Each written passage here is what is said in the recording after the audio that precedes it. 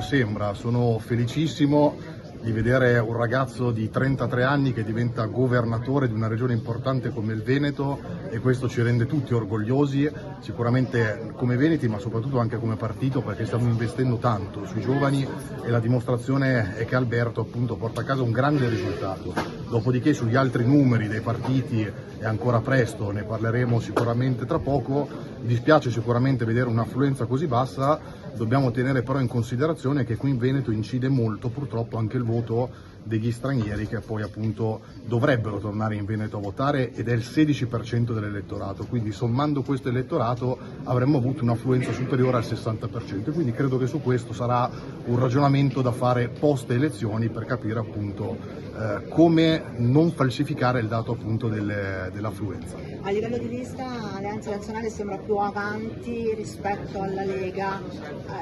siamo al 20% la Lega, 35-39% Alleanza Nazionale. Questo lo vedremo, perché abbiamo in questo momento l'unico dato che è l'Instant Poll, che però è uscito di fatto 2 ore fa.